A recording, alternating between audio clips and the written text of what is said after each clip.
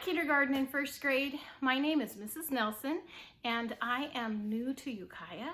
I came here so that I could be your first grade teacher, and I was very excited about it. I'm still excited about it, but I can't be there yet because guess what? A couple days before school started, I was walking out from my house to down the driveway to go get the mail, and I slipped on some loose dirt and I fell down and I broke my ankle really bad. And I had to have surgery, and the doctors put some metal parts in my ankle to hold it together so that it could heal right. And in a few days, I'm gonna get a cast on it. And when I'm there, I will ask him, when it has a cast on it, can I go visit the kids that are in my class and get to know them a little bit before I am all the way able to go back to school? Because guess what, right now, I can't even walk. I have to use this kind of like crutches, only it's called a walker. And I also have a scooter that is actually kind of fun if I had somewhere to go, but I put my knee on it and I can scoot up and down through the house, and that gets me there a lot quicker and a lot easier. But I can't be in school for a little while. And I was thinking, how can I get to know my kids and get them to know me a little bit? And I thought, you know, one of my favorite things to do is to read stories to kids. So maybe I could read some stories and record them, and Mrs. Oliveira could play them for you. And that way you could get to know me a little bit anyway, until I can get there to school. So I picked out a book that I've had for a long, long time.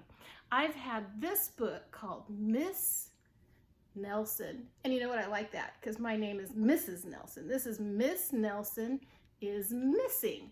The author of this book is James Marshall. And you know, I've had this book for so long that the back cover even came off, and you can see it's all raggedy on the end. I love this book. I think it's very funny. It's pretty much a silly book. Okay, so here we go. Here's Miss Nelson sitting with her class. Let me hold it so you can see it, and I'm going to read the story. The kids in room 207 were misbehaving again. Spitballs stuck to the ceiling, paper planes whizzed through the air. They were the worst behaved class in the whole school. That's not good to be the worst behaved class, is it? Now settle down, said Miss Nelson in a sweet voice. But the class would not settle down. You see they're throwing a paper airplane? They whispered and giggled. They squirmed and made faces. Were they paying attention to her like they should? I don't think so. They were even rude during story hour. Look at her standing on her head. I bet you guys aren't like that. And they always refused to do their lessons. Something will have to be done, said Miss Nelson. The next morning, Miss Nelson did not come to school. Wow! Yelled the kids. Now we can really act up.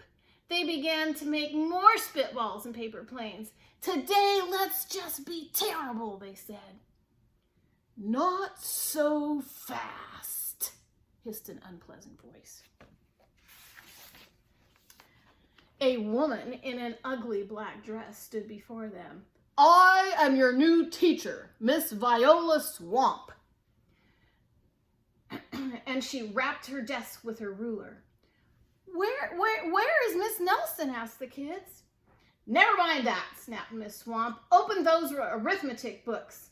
Miss Nelson's kids did as they were told. Arithmetic is math. And here she's got a list of all the stuff to do. It says work to be done, math, poems, English, history, geography. She's got lots of work for them to do.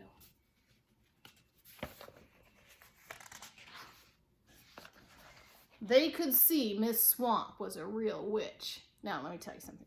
She's not a real witch. That's just a way of saying she's mean. She meant business. Look at, she's pointing. You get your work done. Right away, she put them to work. Look at all that math. And she loaded them down with homework. "We'll have no story hour today," said Miss Swamp. "Keep your mouths shut," said Miss Swamp. "Sit perfectly still," said Miss Swamp. "And if you misbehave, you'll be sorry," said Miss Swamp. The kids in room 207 had never worked so hard.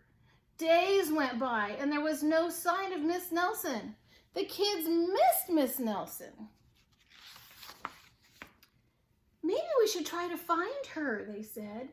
Some of them went to the police. Here's the police detective. Detective McSmog was assigned to the case. He listened to their story. He scratched his chin. He said, "I think Miss Nelson is missing." Detective McSmog would not be much help. Other kids went to Miss Nelson's house. The shades were tightly drawn and no one answered the door. In fact, the only person they did see was the wicked Miss Viola Swamp coming up the street. "If she sees us, she'll give us more homework." They got away just in time.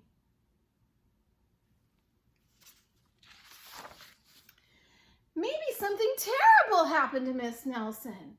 "Maybe she was gobbled up by a shark," said one of the kids. But that didn't seem very likely. "Maybe Miss Nelson went to Mars," said another kid. But that didn't seem likely either. "I know," exclaimed one know-it-all. "Maybe Miss Nelson's car was carried off by a swarm of angry butterflies." But that was the least likely of all. The kids in room 207 became very discouraged. It seemed that Miss Nelson was never coming back, and they would be stuck with Miss Viola Swamp forever. They heard footsteps in the hall. "Here comes the witch," they whispered. "Hello, children," someone said in a sweet voice.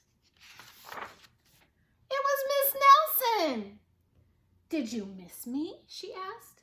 "We certainly did," cried the kids. "Where were you?" "That's my little secret," said Miss Nelson. "How about a story hour?" "Oh, yes," cried the kids.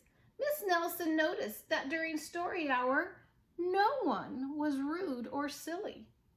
"What brought about this lovely change?" she asked. "That's our little secret," said the kids.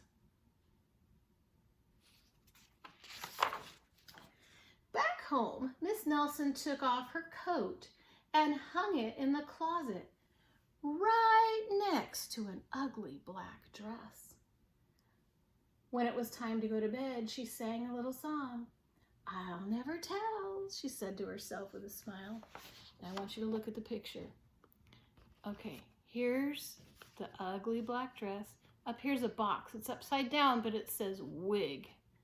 And down here, you can see in the closet at the bottom, I don't know if you can see that, there's some ugly black shoes. And look at, there's an ugly fake nose and some fake other black, what is that? Oh, some fake eyelashes. Who do you think Miss Nelson, what do you think Miss Nelson was doing with those things? P.S. Detective McSmog is working on a new case. He is now looking for Miss Viola Swamp.